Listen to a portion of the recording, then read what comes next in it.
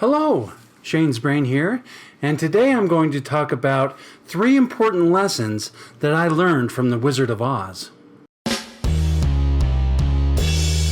If you are new here, this is Shane's Brain, an interesting place where the contents of my brain are finally allowed to be experienced by the world.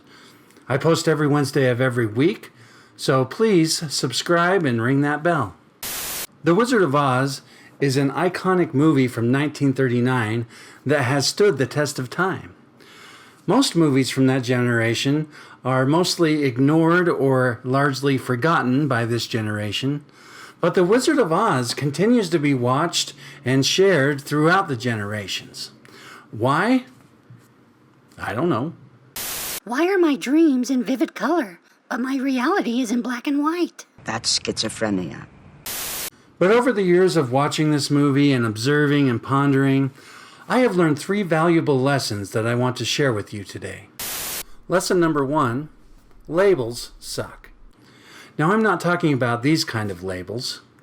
If I was talking about those kind of labels, I would have said labels stick. No, I'm talking about the labels we give each other. You know, labels like jock, popular, nerd, dork, outsider, loser, loner. While these labels may contain a certain amount of truth, they don't even attempt to know or understand the real-life human being underneath the label. It's easy to slap a label on a can of corn because it's corn. Corn is corn. It doesn't get much deeper than that. But when you slap a label on a human being, or even a witch for that matter, you're going to miss the details of who they really are. You're going to miss the fine points under the surface.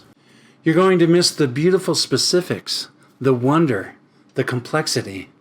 You're going to miss the magic. You may even miss the truth. Now let's take the Wicked Witch of the West from The Wizard of Oz, for example. She has a label, doesn't she? She is the Wicked Witch. That's what she's called. So everyone in Oz believes it. Even her own henchmen believe it. Everyone who watches the movie believes it.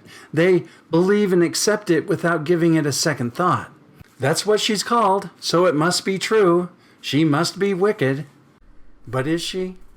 Is she really wicked? Let's take a closer look at the facts, shall we? When we first meet the Wicked Witch of the West, she arrives upon the scene of a terrible accident in which her sister has just been killed. That's why she's there. She didn't come on her free time to mess with anybody. She's there because her sister has died in a terrible and unexpected way. When she arrives at this awful scene, she is surrounded by people that are presented to us as good and kind and decent. But I ask you, is there 1 ounce of compassion or love shown to the Wicked Witch in her time of grief and pain at the loss of her sister? Did anyone put their arm around her and offer her comfort? Did anyone reach out to her and show her love and understanding and support? No. All Glinda the Good Witch did was talk down to her, steal her shoes, and then tell her to take a hike. Not to mention, they had all just got done throwing a party and an entire musical number celebrating the death of her sister. Can you imagine that? Just imagine for a moment, you get a call that your sister has been killed in a car accident. So you race to the scene. When you get there, the police are already there with the driver of the other car, and some other spectators have gathered around.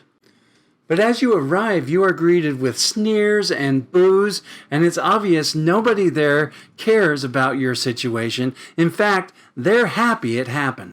Now you know that your sister is in possession of a family heirloom, a necklace, a diamond necklace that's been passed down from generations.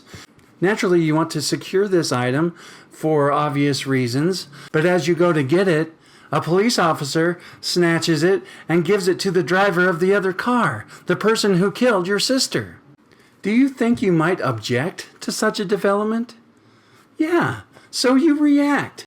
You are justifiably outraged by this theft, so you demand the necklace back. Give them back to me. Give them back. Keep tight inside of them. Their magic must be very powerful, or she wouldn't want them so badly. Only to hear the officer tell the other driver, "Oh, it must be very expensive, otherwise she wouldn't want it so badly." No, she wants it because it's hers. You have no right to take it and give it to somebody else. These are the good guys in the story. Glinda is the good witch. Do you remember when Dorothy first meets Glinda the good witch? What does Glinda ask Dorothy? Are you a good witch or a bad witch? But then, a few minutes later, she says this. Only bad witches are ugly. So in a roundabout, backhanded way, Glinda is calling Dorothy less than attractive. On the other hand, what does the Wicked Witch say when she first meets Dorothy? Well, my little pretty, my fine lady, my pretty. She seems nice. All right, so Glinda steals the ruby slippers that do not belong to her, and then she tells Dorothy this.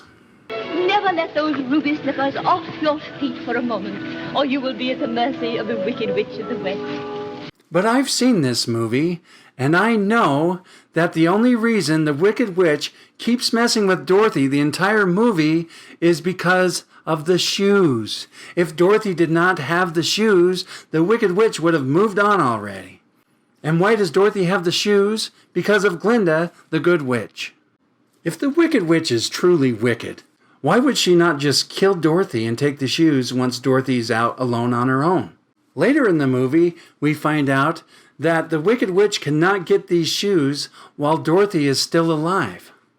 Which means Glinda, the Good Witch, set up Dorothy to die. So why wasn't Dorothy dead a long time ago? Because the Wicked Witch isn't very wicked. Sure, she's a little grumpy, and she makes some empty threats, and she lights the Scarecrow on fire a few times. But she avoids killing Dorothy at every turn. If the Wicked Witch is really as dangerous as Glinda the Good Witch says she is, then why would Glinda steal the ruby slippers, making her more mad, and then put them on Dorothy, and then send Dorothy out alone on this big journey? Sounds to me like maybe Glinda was trying to get rid of Dorothy.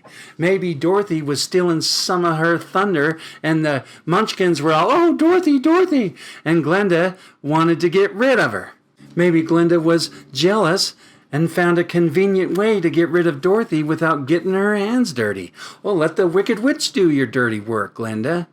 That sounds a lot more wicked than the pathetic stuff the Wicked Witch is doing.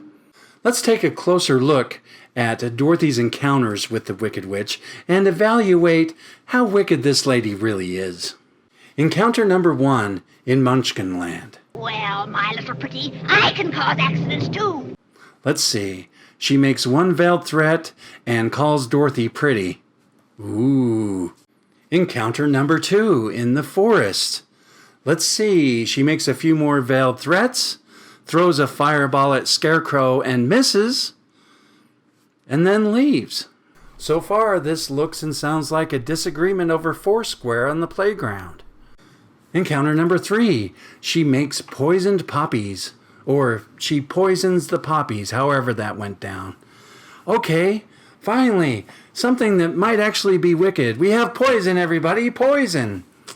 And what are the awful effects of this poison that the Wicked Witch has created? Certainly it will lead to pain and suffering and certain death. Sleep. Now they'll sleep. Really? Sleep? All this poison does is put Dorothy to sleep? That's the nicest thing anyone has done for Dorothy since she got there. Who doesn't like a nice nap in the middle of the day? Helping someone fall asleep is about the kindest thing you can do. I think the Wicked Witch should bottle this stuff, sell it on the street corner to insomniacs, and make a wicked fortune. Encounter number 4.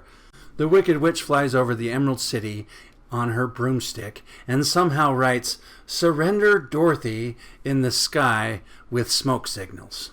Whoa, how dare she do something so wicked? Give me a break. What's next?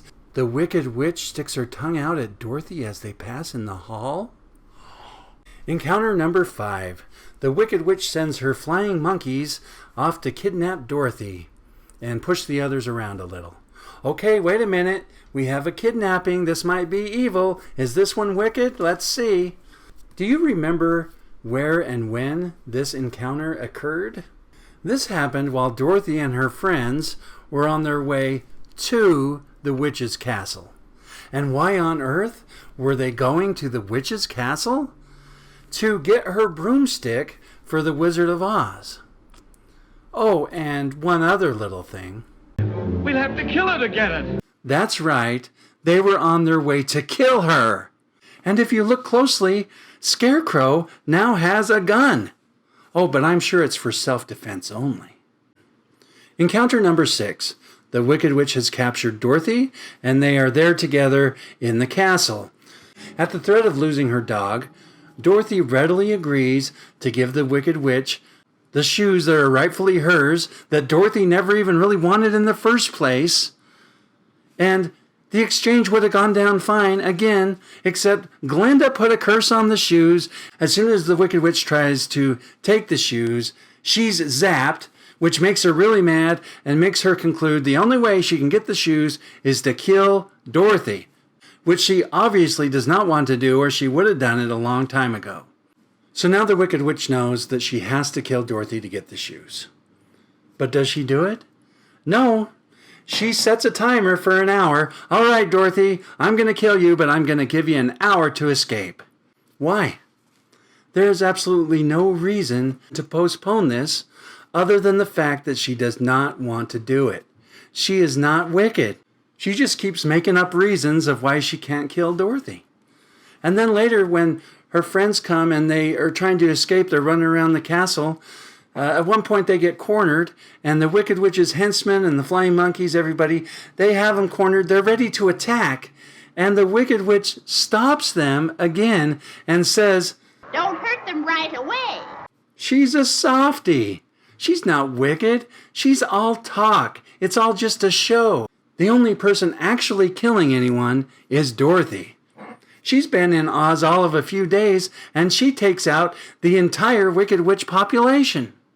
Labels suck because they lead us to conclusions that are almost never completely true. Even good labels can be misleading. Now, evil does exist, but don't be so quick to judge others based on what you've heard or what they look like or what they've been labeled in any way. Go a little deeper. Look a little closer. And most of the time, you will find something worth finding. Something that the label got wrong or missed completely. Unless it's corn, corn is corn. Lesson number 2. Don't tolerate what will destroy you. So we established that the Wicked Witch really isn't all that wicked. And I couldn't help but notice she's not really all that smart either. Now she knows that water will make her melt. She knows it. And yet, there are big buckets of it just sitting around her castle. And she keeps lighting the Scarecrow on fire. Sorry, lady, but that was an accident just waiting to happen. There are actually a lot of things about this particular plot twist that don't really make a lot of sense. For example, right after the Wicked Witch melts, all of her henchmen and everybody, they immediately start praising Dorothy. Hail to Dorothy! The Wicked Witch is dead! Hail! Hail to Dorothy! The Wicked Witch is dead! They all take what just happened at face value. You'd think that at least one or two of them would have been like, wait a minute. Water? This whole time? Huh. Well, no wonder she didn't come to my swim party. Then there's the Munchkins. I bet they were pretty annoyed when they found out. Hey, Charlie, you know that Wicked Witch that's been annoying us for 30 years? It turns out she's H2O intolerant. Yeah, we could have just sprayed her with the hose. It's really pretty pathetic when you think about it. When you stack it up against other villains and monsters. Like, how do you kill a vampire? Wooden stake through the heart. A werewolf. Silver bullet through the heart. A dragon. Enchanted sword through the heart. Wicked Witch. Squirt gun. Psh, psh. With a nemesis like water. How in the world did she live so long in the first place? You're telling me she never got caught in the rain? I mean, she drives a broom. It's not like she can just roll up the window.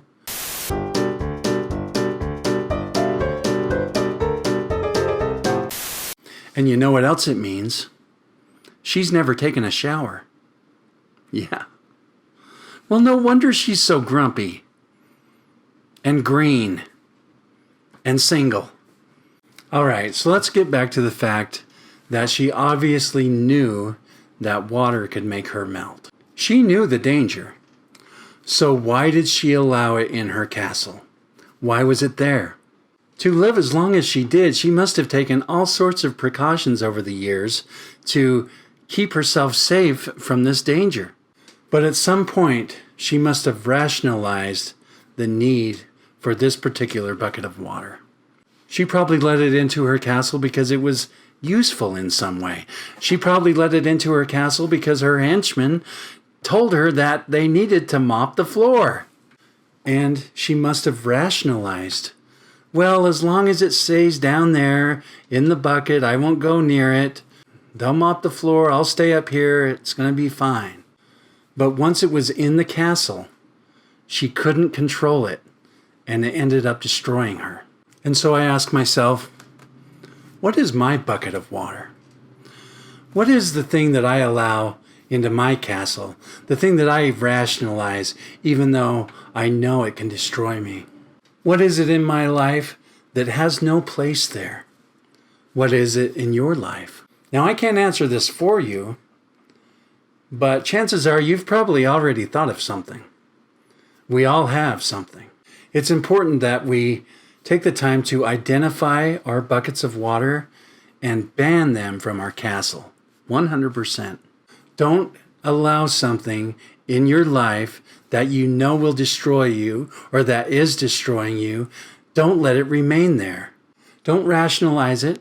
Don't ignore it. Don't underestimate it. Don't let it in your castle, ever.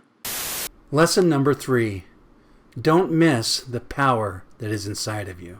At the end of The Wizard of Oz, after all the running around, after all the shenanigans, all the nonsense, Dorothy finds herself still stuck in Oz. At this point, Glinda the Good Witch decides to show her face again, and she tells Dorothy, You've always had the power to go back to Kansas. What? At this point, I would have decked Glinda right in the face. But instead, the Scarecrow asks Glinda, Then why didn't you tell her before? to which Glinda says, Because she wouldn't have believed me. I call bull crap on that. She has believed every word you've said since you first floated down from your magic bubble. I stick to the theory that Glinda has been trying to get rid of Dorothy, and now that her plan for getting the Wicked Witch to take her out hasn't worked, she's on to plan B.